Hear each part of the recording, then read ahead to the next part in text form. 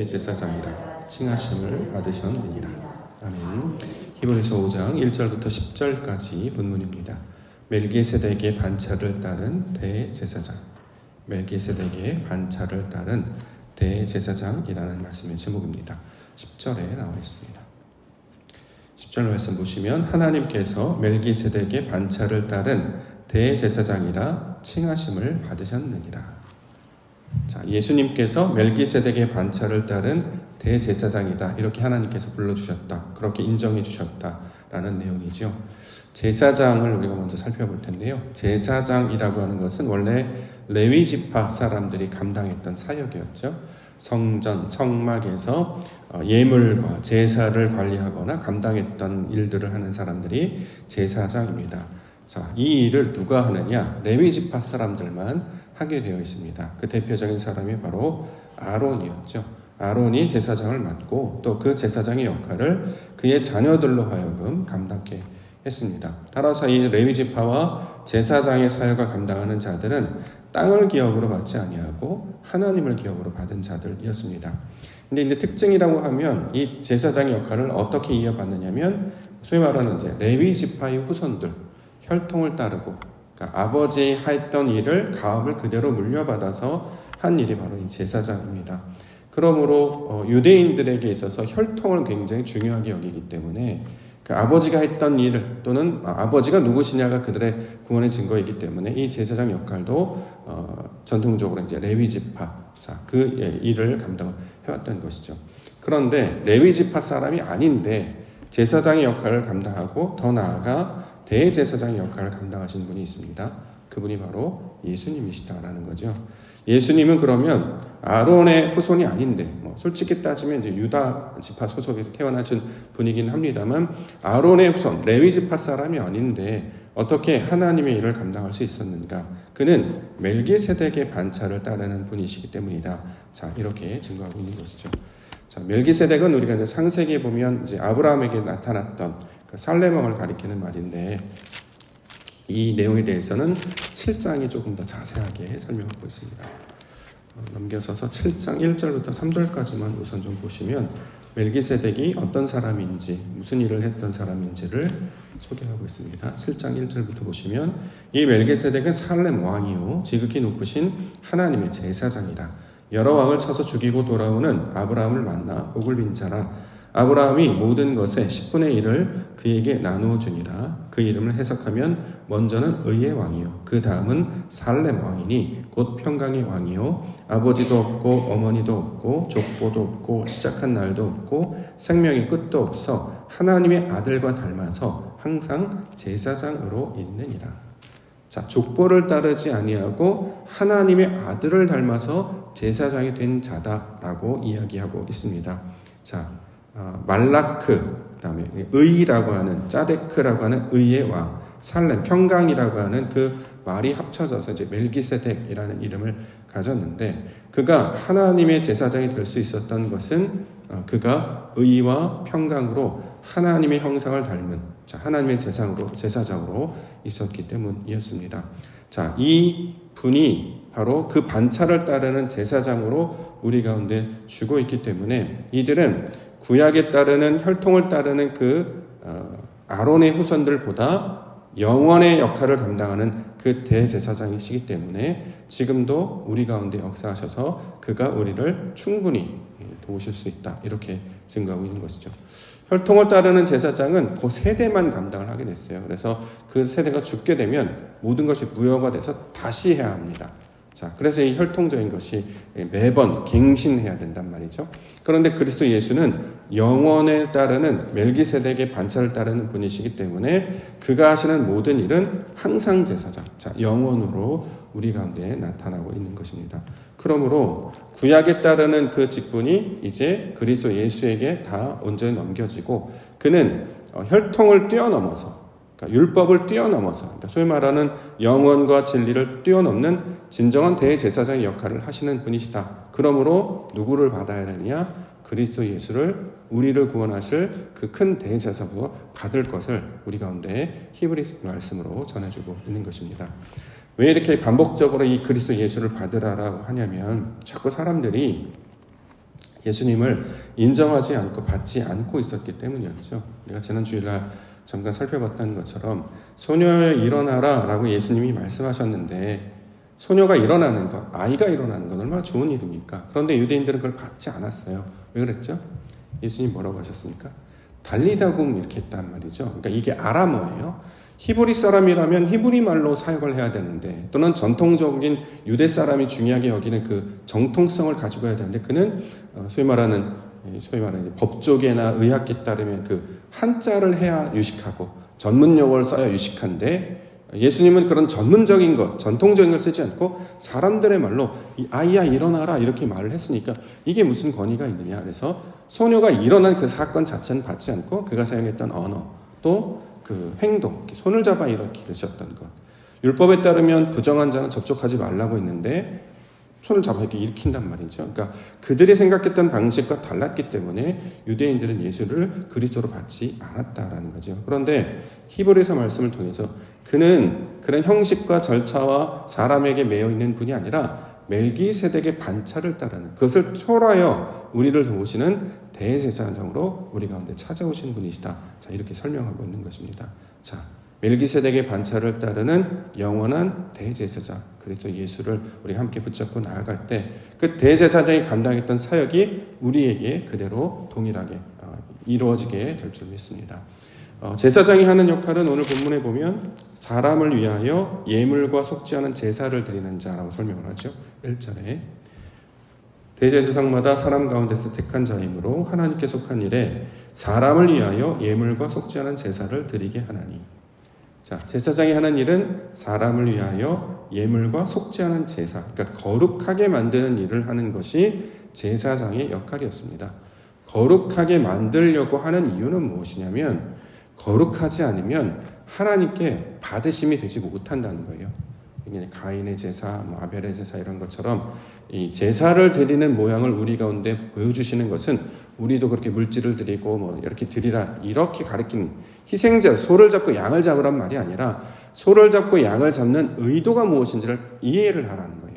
우리 가운데 여전히 남아있는 육신적인 것, 우리 가운데 남아있던 사람의 것을 다 제거하고 육신의 것이 다 태워지고 불로 정결하게 되면 그 연기와 같이 하나님이 흠량하시는, 받으실 만한 거룩한 자가 되기 때문에 그 제사는 거룩함이 무엇인지를 우리 가운데 보여주는 그 하나의 귀한 사건이 된단 말이죠. 근데 그 일을 누가 도와주느냐? 제사장이 도와주고 있는 것이다. 이렇게 이야기합니다. 구약에 나타나는 혈통을 따르는 대제사장은 그때그때마다 매번 반복을 해야 되기 때문에 이것이 온전히 이루어지지 못했으나, 그리스도 예수께서는 자신을 제물로 드려서 이 제사를 완성하셨기 때문에 그리스도를 믿는 믿음을 가진 자는 우리를 거룩하게 만들어 주시는 분이시다. 자, 이렇게 이야기하고 있는 것이죠. 저와 여러분들도 거룩하게 만들어 주시는 것이 하나님께서 아들을 보내서 하시는 하나님의 사역의 내용이 되고 있는 것입니다. 그러므로 우리가 구해야 되는 것은 세상의 것이 아니에요. 물질의 것이 아니고 이 땅의 것이 아니라 거룩하게 하여 주시옵소서. 왜요?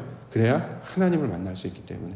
하나님을 만날 수 있게 된다고 하면 그의 눈과 시선에서 모든 것을 이해할 수 있기 때문에 문제가 문제로 보이지 않고, 심지어는 세상의 문제도 풀어내어진다는 것을 하나님이 하시는 사역으로 알 수 있기 때문에 자꾸 우리를 그 거룩함으로 초대하고 있는 것입니다.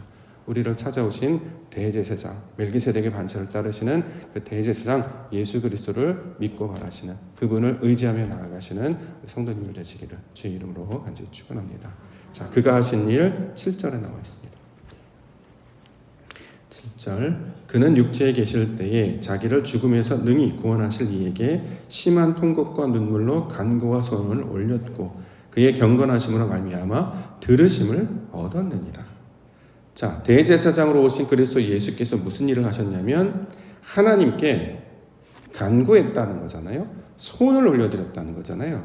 그런데 어떻게 했느냐? 심한 통곡과 눈물과 간구로 손을 올려드렸다는 거예요. 우리로 따지면 이제 삶을 통해서 우리가 다듬어지는 일상 그 자체를 말하는 것일 수도 있고, 아니면 우리에게 적용하면 이제 기도라고 말할 수도 있는 것입니다. 근데 그 기도의 내용을 어떤 방식으로 구하는 이야기를 하냐면, 자, 자기를 죽음에서 능히 구원하실 이에게. 이게 누구냐면 하나님이 하시는 일이라는 거예요. 여태까지 사람들은 육신에 머물고 있었던 사람들은 땅에 있는 것만 구했습니다. 더 가지게 하옵소서, 더 낮게 하옵소서, 더 높아지게 하옵소서, 이런 것만 했단 말이죠. 그런데 하나님의 원래적인 속성은 뭐냐면 죽음에서 능히 구원하실 수 있는 분이시다. 이게 믿음의 회복과 완전히 달라지는 개념이라는 거죠. 하나님을 그저 세상을 정복하여 다스리는 영웅 정도로 여기는 것이 아니라 이분은 죽음 가운데 빠져있는 자들도 구원하실 수 있는 능력의 하나님이시다. 자, 이것을 이제 우리 가운데 설명하고 있는 것이죠. 예를 들어서 아브라함이 멜기세덱을 만났을 때 상황을 보면 조카 롯이 이제 납치당해서 이제 잡혀갔잖아요. 그래서 아브라함과 그와 함께 있었던 병사들 데리고 이제 전쟁을 하러 나아가죠. 상대는 전쟁에 능했고 심지어는 연합국이었습니다. 다섯 개 족속들 왕들이 모여가지고 싸우는 연이었는데 놀랍게도 아브라함과 그 300명이 넘는 사람들이 그것을 통해서 이겨내죠. 그래서 모든 것을 획득과 돌아올 때 멜기세덱이 뭐라고 하냐면 당신이 승리한 것은 당신 때문이 아니고 이건 하나님이 하신 일이다. 이렇게 고백을 하는 거예요. 멜기세덱은 뭘 발견했느냐? 하나님이 하시는 일을 발견할 수 있는 사람이라는 거죠. 사람의 숫자로, 조건으로, 능력으로 전쟁을 이기는 것이 아니라 하나님께서 당신과 함께 하셨기 때문에 당신이 승리했습니다. 우리 하나님은 그런 분이십니다. 라고 고백을 하게 했단 말이죠. 그리스도께서 하시는 역할도 똑같잖아요. 세상의 원리와 결과는 그냥 의미 없이 흘러가거나 어저께 봤던 크로노스로 흘러가는 줄 알았더니 아니다. 다 카이로스로 흘러가는 것이고 그 가운데 하나님께서 우리 가운데 모든 일을 나타내어 주셔야지만 이게 풀어진다는 것을 알게 하신단 말이죠. 이것을 가르쳐 주신 분이 이 멜기세덱의 반차를 따르신 예수님으로 찾아오셨습니다. 그러니까 어떻게 기도합니까? 우리 하나님은 죽음에서도 능히 구원하실 줄 믿습니다. 근데 이 여기서 말하는 통곡, 눈물, 간구가 우리가 생각하는 슬픔이 아니라 묘한 감정이에요. 묘한 감정. 이건 우리가 참 설명할 수 없습니다. 죽을 것 같기도 하고 안 될 것 같기도 하는데 될 것 같기도 하는 그런 마음. 우리가 이제 보통 이야기하면 제가 경험을 해보셨겠죠. 합격했을 때 떨어질 것 같은데 붙었어요. 안 될 것 같은데 됐어요. 죽을 것 같은데 살아났어요. 그러면 우리는 막 울잖아요. 근데 그 우는 것이 슬퍼서 우는 게 아니잖아요. 감격하고 복받치고 막 말할 수 없는 형용할 수 없는 그 감격, 이런 개념이 여기서 말하는 통곡입니다. 안 되었습니다. 내 상황이 너무나 속상합니다. 그게 아니라 해주실 것 같으니까, 하나님께서 살리실 것 같으니까, 그런 마음이 드니까 여기서 이런 눈물이 쏟아져 나오는, 그래서 이걸 간구와 소원이다 이렇게 말씀하고 있다라는 것이죠. 자, 이렇게 아브라함과 멜기세덱의 관계를 통해서 그리스도께서 하시는 일이 우리 하나님이 어떠한 일을 보이시는 분이심을 가르쳐 주셔서 우리로 하나님 앞에 나아가게 하시고 구원하게 해주셨습니다. 그래야 하나님 앞으로 나아가지 않겠습니까? 멜기세덱이 당신의 승리는 하나님이 하신 것입니다 라고 이야기했던 것처럼 우리 하나님은 죽음에서도 능히 구원하시는 분이신 줄 믿습니다. 믿음의 지경이 여기까지 가야 된단 말이죠. 그래야 우리도 부활의 백성 되는 거 아니겠습니까? 그냥 이 세상에서 잘 먹고 잘 살다 끝났게, 이게 아니라 안 될 것 같은데, 죽은 것 같은데 하나님께서 이 모든 것을 완전히 전화요 바꾸어 주시는 그 놀라운 기적, 그 은혜를 베푸시는 분이 하나님이심을 알게 되어서, 깨닫게 되어서, 만나게 되어서 그 하나님께 간구하시는 성도님들 되시기를 원합니다. 그랬더니 그의 경건하심으로 말미암아 들으심을 얻었다, 이렇게 얘기하잖아요. 자, 경건에 대한 개념도 우리가 잠언을 통해서 살펴봤습니다. 여호와 경외, 여호와 경건, 이건 무슨 뜻이냐면 두려워하거나 무서워하거나 존경하다, 이게 이제 문자적인 뜻입니다만 원래 의도는 새롭게 보다라는 뜻이었어요. 경건, 경외, 하나님을 경외한다는 게 무슨 뜻이냐면 하나님이 그런 분이셨어? 이걸 경외라는 거 아니에요. 이전에 하나님이 그 정도인지는 몰랐단 말이에요. 그런데 죽음에서도 능히 구하실 수 있는 분이셨어 라고 새롭게 깨달아서 우와 놀랍다 라고 반응하는 것을 경건, 경외라고 해요. 우리가 생각하는 경건은 뭐랄까요, 이제 조용히 지내고 착한 일 하고 구제하고 이런 것들, 이 세상의 삶을 되게 잘 열심히 살아가는 것을 이제 경건을 보겠습니다만, 성경에서 말하는 그게 아니라 하나님을 새롭게 발견하게 되어서 나타나는 반응들, 그 모습으로 나아가는 것을 이 경건 또는 경외라고 이야기하는 것입니다. 자, 멜기세덱의 반차를 따른 그리스도 예수는 하나님을 죽음에서 구원하신 이라고 보았잖아요. 그렇죠? 그렇게 하나님의 관점과 시선이 달랐다라는 거죠. 그렇기 때문에 어떻게 해요? 들으심을 얻었다. 하나님께서 응답하시는 분이심을 알게 되었다. 자, 이렇게 이야기하고 있습니다. 원래 이 들으심을 얻었다라고 하는 표현이 되게 낯설어요. 들으심을 얻었다. 그럼 하나님이 들으셨다는 건가? 우리가 했다는 건가? 이 말을 풀 때 되게 어려워서 고민을 하고 살펴봤는데 이게 다른 것이 아니라, 자, 우리가 솔로몬 왕이 하나님께 간구해서 얻었던 상이 있었죠. 듣는 마음을 가졌어요. 뭘 줄까 했더니 듣는 마음을 얻게 해주옵소서. 그 듣는 마음이 샤마, 듣는다라는 뜻이잖아요. 나는 그 들을 수 있는 게 없었어요. 왜? 사람의 것으로 오염되어 있었기 때문에. 근데 사람의 생각들이 다 제거가 되는 거예요. 의심, 걱정, 염려, 이게 다 제거가 돼요. 하나님의 마음으로 듣게 되는 것을 듣는다라고 한단 말이죠. 그래서 지금 그리스도 예수께서 들으심을 얻었다라고 하는 것은 하나님이 하시는 모습으로 얻게 되었다. 하나님께서 하시는 것으로 알게 되었다. 그래서 솔로몬이 진짜 엄마, 산자의 어머니가 누구인지를 이해하게 되는 것처럼 우리도 하나님의 것을 알게 되면 우리와 상관없는 일인데도 거기에 우리 마음들이 동하게 되고 움직이게 되고 역사하게 되는 것임을 알게 된단 말이죠. 왜 그렇습니까? 하나님의 마음으로 볼 수 있기 때문에. 그래서 마음이 불붙는 것 같다. 그러니까 결국 우리 가운데 신앙을 가르쳐 주는 목적은 하나님의 어떠하심이 나의 어떠함이 되기를 원하는 것이 하나님의 목적이잖아요. 뜻이 하늘에서 이루어진 것, 땅에 이루어지는 것. 우리 하나님이 그런 분이셔, 나도 그런 마음으로 살 거야. 이렇게 되는 것을 신앙의 모습으로 가르쳐 주고 있습니다. 그래서 우리가 기도하는 것입니다. 왜요? 하나님 이루실 줄 믿습니다. 8절과 9절. 그가 아들이시면서도 받으신 고난으로 순종함을 배워서 온전하게 되셨은즉 자기에게 순종하는 모든 자에게 영원한 구원의 근원이 되시고. 자, 고난으로 순종함을 배워서 육신으로 오셨던 그 자체가 고난인데 그 고난을 통해서 이제 소위 말하는 원망하거나 불평하거나 다른 생각하지 아니하고 순종함을 배웠다 이렇게 얘기하죠. 이걸 이제 어저께 말로 이제 우리가 이해를 해보면 기회, 하나님을 만나는 기회로 여기는 것이죠. 자, 우리 가운데 나타나는 어려움이 있었어요. 근데 이것을 나는 왜 이렇게 어렵나 힘드나 왜 하나님 이렇게 하는 것이냐, 하나님 만나게 하시려고 이런 사건을 우리 가운데 주셨구나로 이제 여기게 된단 말이죠. 그래서 이것을 카이로스라고 부른다. 어저께 우리가 살펴봤잖아요. 자, 기회를 시간으로서의 때와 기회로서의 때가 있는데 하나님께서는 그 기회로서의 때를 언제 주시느냐, 이렇게 고난이나 시험을 통해서 우리 가운데 펼쳐주신다는 거예요. 이게 아니면 우리가 깨달을 수 없기 때문에, 따라서 우리 가운데 나타난 문제를 문제로 보지 아니하고 하나님 앞에 듣는 그 기회를 얻게 되는 기회로 여기게 된다라는 것입니다. 자, 그래서 9절에 온전하게 되셨다 이렇게 이야기하는 것이죠.